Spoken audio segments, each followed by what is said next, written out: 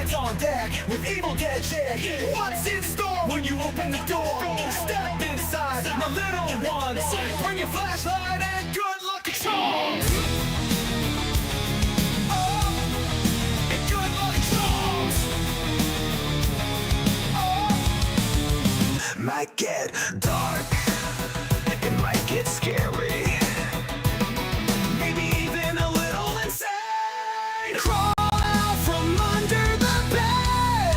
Don't be afraid. Evil Dead Chick is here to entertain and thrill. Dead Eyes on deck with Evil Dead Chick. Let's hang out till the sun comes up.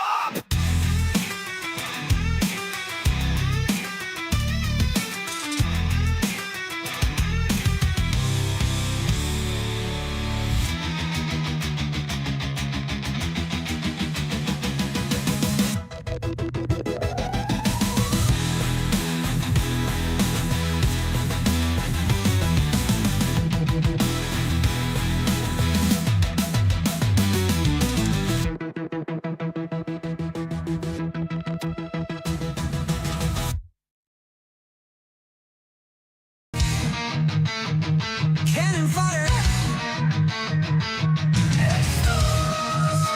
from your television screen with fury and force.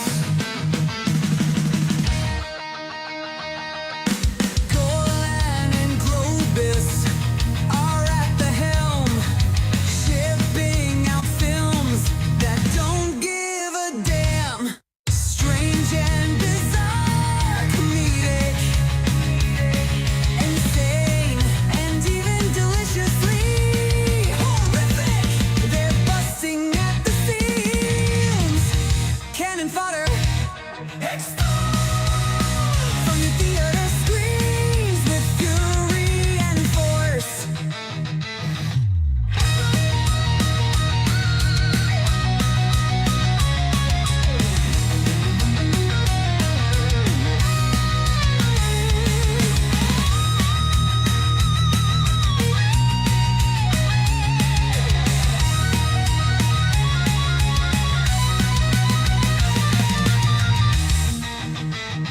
Cannon fodder from your theater screens with fury and force.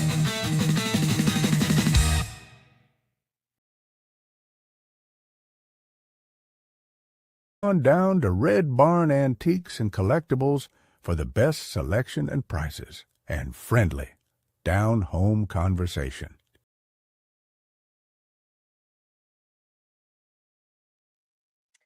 Howdy, gang, and forgot to change my font. It probably doesn't bother anybody but me, I would imagine. But anyway, that makes me feel better. So, howdy, gang, and welcome to yet another edition of Cannon Fodder. This is rescheduled from last week when I was burning the midnight oil at work, and so I did not get a chance to watch the films that I wanted to talk about last week. So, I now have gotten to see that championship season and also Private Maneuvers, which is not a straight ahead lemon popsicle movie, but it's a spin-off of Private Popsicle, which was done by Boaz Davidson. Now, Boaz Davidson helped out with this one, but this one was directed by someone else. So, we're going to have a pretty much standard type of cannon fodder film with Private Maneuvers.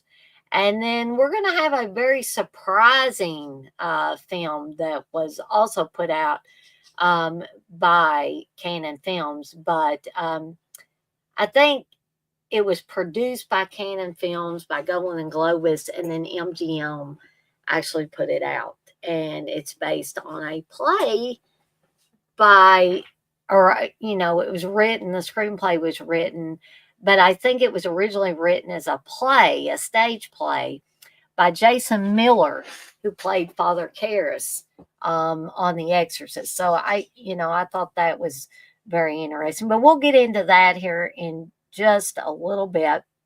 I hope y'all enjoyed the Red Barn Antiques and Collectibles little talking logo that I created for my dad's business. Since he retired, he's buying and selling all over the place. He loves to buy antiques and collectibles and then resell them. So it gives him an opportunity in his retirement years to kind of hang around and talk to people, and also make some a little bit of extra money too. So anyway, get a little housekeeping stuff out of the way, and then we'll get to these movies. So I'm planning on having the rescheduled. They're all messed up for tomorrow. Hopefully, I'll be able to start at 8. And I will be covering all the kills for Dear Dead Delilah and Deathline. I've never seen Dear Dead Delilah. This is going to be my first time ever seeing it. I don't think it's a very good movie. I did see the very beginning of it the other day. It is on YouTube. Excuse me. Deathline I've seen, aka Raw Meat, but it's been a long, long while, so I'm looking forward to rewatching that one as well. Friday, probably not going to be a Friday Foolish. However, it's going to be Evil Dead Chicks Slasher Fest and Birthday Bash for me. It'll be my 49th birthday Friday. Getting to be an old woman, folks. So we'll be doing that, and we'll be watching The Burning and Bloody Birthday. Bloody Birthday, of course, in honor of my 49th birthday. So we're going to, kick out the jams. We're going to have party like we never partied before. There's going to be some surprises and all kinds of good stuff Friday night starting at 7 p.m. Eastern time. So make sure you don't miss that. And if you have to miss it, make sure you catch it on the replay. No watch-alongs this weekend. The voting is still going on for the ones that will be chosen for next weekend's watch-alongs. And y'all keep on voting. If you're at all interested in being able to choose which of these 3 movies for each of the 2 nights that I pick. Oh, goodness. I'm so sorry, folks. So we got all of that. And tonight, because this is a live stream, during any of my live streams, Movie Roulette is in full action. And how do you play Movie Roulette? Well, if you give a $5 or more super chat during any of my live streams, that even includes watch-alongs, that includes Evil Dead Chicks Slasher Fest, that includes this one. You can pick any movie of your choosing for me to watch and do a review over. Menelec gave a $10 super chat. Thank you again, sir, for that. And he wants me to watch and review What We Do in the Shadows, which I've never seen, and I'm looking forward to watching. I do know it has something to do with vampires, which I'm a big fan of vampire and, werewolf films as well. So just keep that in mind. Plus, there are several ways that you can support me and the channel, and it doesn't cost you one thin dime. One is by subscribing. If you've never subscribed to my channel and you like the content I'm putting out, please subscribe. That costs you nothing to subscribe. Nobody's going to come to your door demanding a donation or anything like that. Like any of the videos and streams that I do that you particularly are interested in or particularly like the content. All of those things, all these things I'm talking about will get me up into the algorithms of YouTube. Another way is to hit that notification bell so you don't miss any of the content I've got coming out.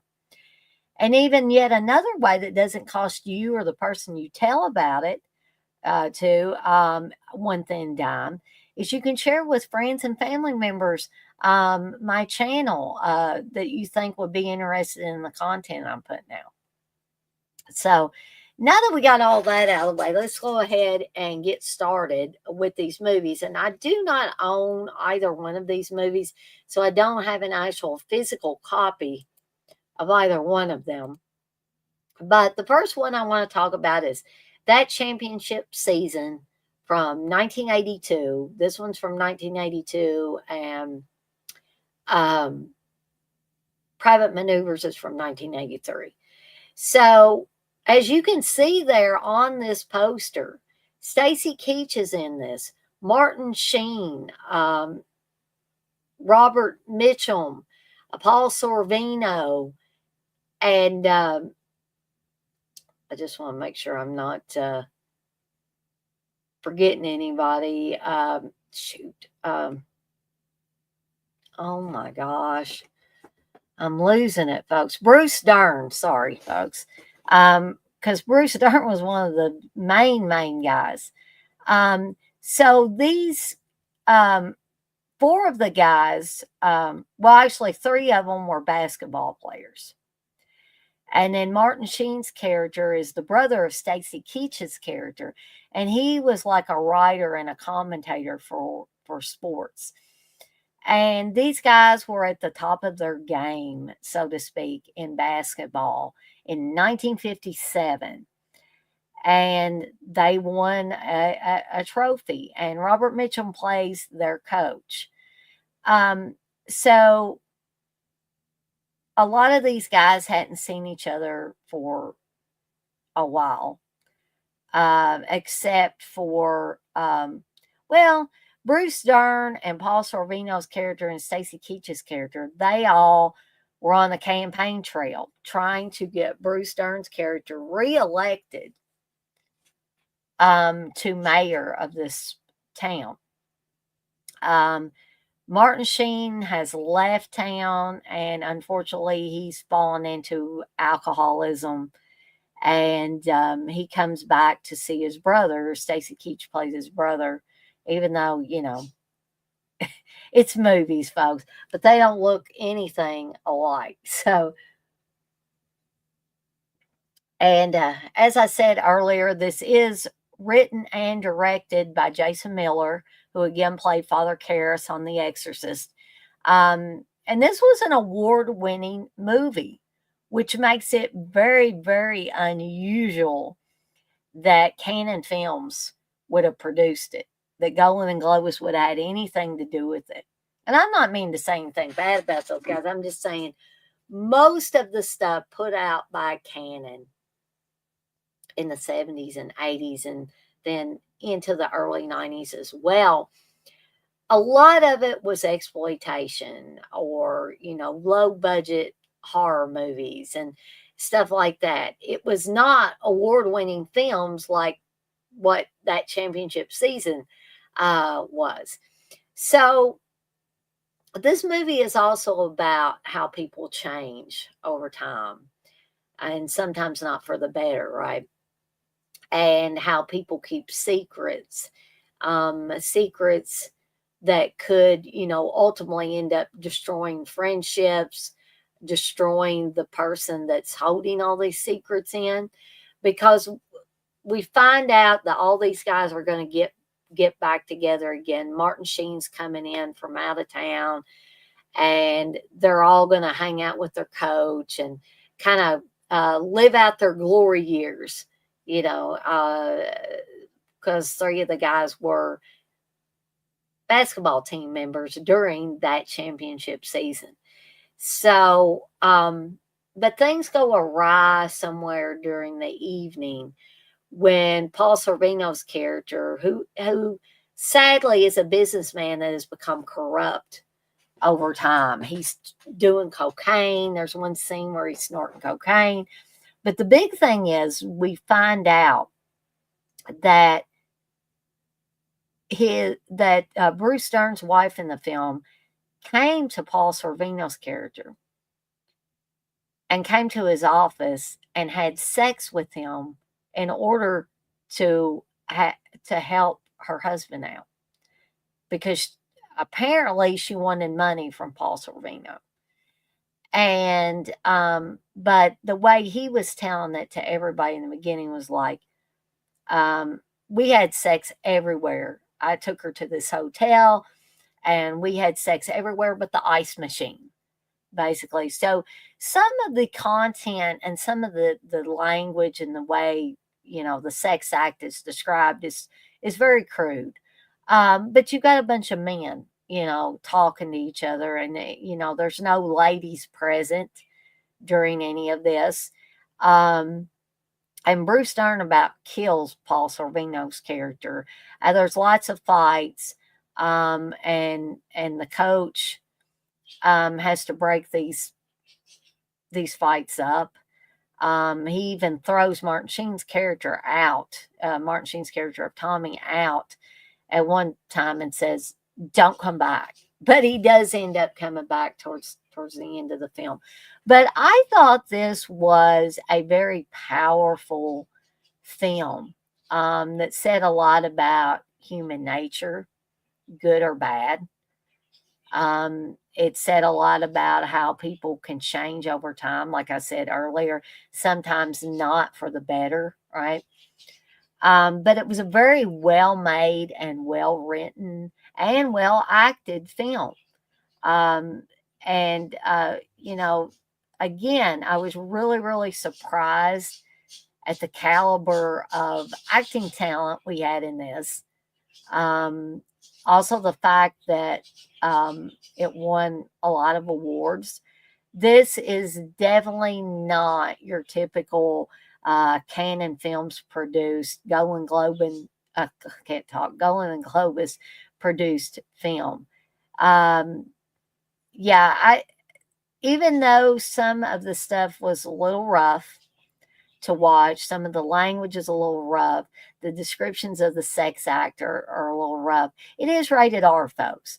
It's probably not a movie for your kids to be sitting there watching, right? But I'm not going to tell anybody what to let their kids watch. But it's definitely an adult-oriented film, right? It deals with adult topics. Um, but because of all of these things, um, I'm gonna have to give this sucker 5 deadites out of 5. It's just that good, folks. So if you've never seen that championship season, I would encourage you to seek it out. I had to download it, and it didn't take me 14 or 15 hours like the Dick Randall produced movie from last night, but it did take me about 4 or 5 hours to download this one. All right, so the next and final film I want to talk about tonight is Private Manoeuvres, which is a spin-off of Private Popsicle, which was actually a lemon popsicle movie. Now, this one has Huey from the character of Huey. You can see him there on the screen with his hands up like this. And it also has their commanding officer, sergeant, whatever you want to call him. I'm sorry, I don't know military ranks very well. And of course, you can see looks like a VHS cover. There is the Canon logo there. But this is a spin-off of Private Popsicle, which was actually a lemon popsicle movie. But other than Huey and his sergeant or whatever, the other guys that Huey was friends with do not show up in this one. But apparently, Huey decided to re-enlist, or he just, stayed in there. And his other friends, moved on from there. So this is a very short film, an hour and 13 minutes. So about 73 minutes long. I have seen movies this short. The dubbing's a little weird.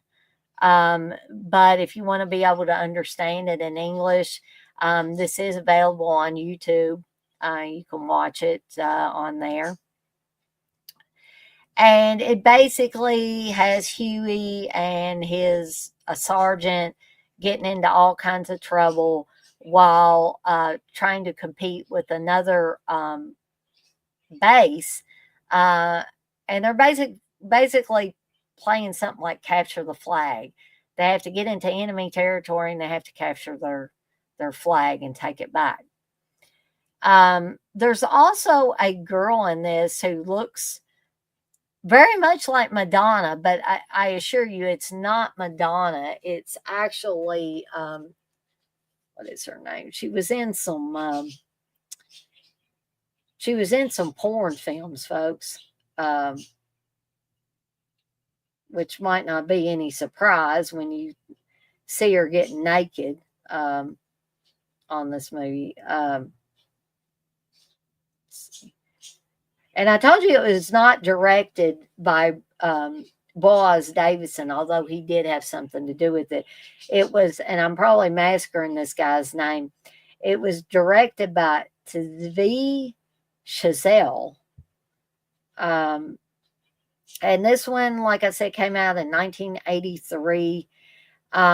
It's supposed to be, like I said, a spin-off film that centers around Huey's mandatory Israeli army service, post boot camp.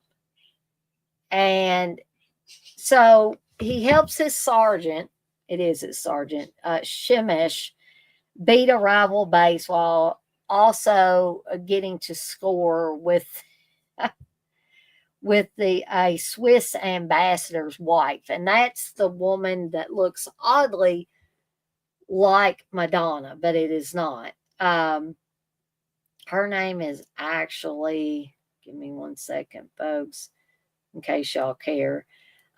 Sybil Roch. I don't know if that is how you pronounce it for sure, but she's a blonde, 5'10", busty and shapely blonde bombshell. Apparently she's German. And she first began performing in explicit hardcore porn movies. For companies such, and I don't know these porn companies, some of you might, VTO, XY Video, and Sasha Alexander Productions. She was also in, men's magazines, Hustler, Mayfair, and High Society, but she did retire from the adult film industry in the year 2000. So she had a quite illustrious career in the porn industry. And she was born June 14th, 1960. She shares my parents' wedding anniversary date. Her birthday is on their wedding anniversary. Born in 1960. So, like I said, she looks enough like Madonna that you could mistake her for Madonna in this movie. I had to go look to make sure Madonna wasn't in this dang thing. But she gets naked, and she gets naked for the sergeant. And she gets naked for Huey. So if you want to see a blonde bombshell get naked, you can see that in this film. Now, it has the rockin' soundtrack from the time period that it's supposed to be in, like I believe the 60s, either late 50s into the 60s, right? And so they play, music, but they play it so loud it covers over the dialogue and stuff sometimes. And that was even in the Lemon Popsicle movies themselves. But they carried this over into this spinoff of Private Manoeuvres, which I like the soundtrack. I don't know if they actually got the rights to these songs or not, but they are played very prominently throughout the film. But I didn't like this one as good as I did the actual original Lemon Popsicle movies. It was okay and it was funny in parts. but definitely, if you really want to watch a lemon popsicle movie, I would watch the original ones directed by Boaz Davidson, who also did the American lemon popsicle movie, Last American Virgin, which was also produced by Canon Films. And I talked about it, I don't know, a week or two ago on this stream. So, not a lot, a plot to get in the way there. So I think I'm just going to give this one a flat 3 deadites out of 5. It had some funny moments, but not nearly as good as the original Lemon Popsicle films, folks. And again, you can watch this one on YouTube. The that championship season, you probably have to find for download. Unless you want to try to find somewhere to buy it or rent it. But, oh goodness, I'll have to get off here before I go to sleep on you guys and gals. So I guess that's all from me. I've been on here about 26 minutes all told. Hopefully I can return tomorrow night with They're All Messed Up, where I'm going to be talking about the kills from Dear Dead Delilah and Deathline, aka Raw Meat, with Donald Pleasance in it. Not in Dear Dead Delilah, but Deathline. He's on that. And you guys and gals have a wonderful rest of your Wednesday. It's hump day.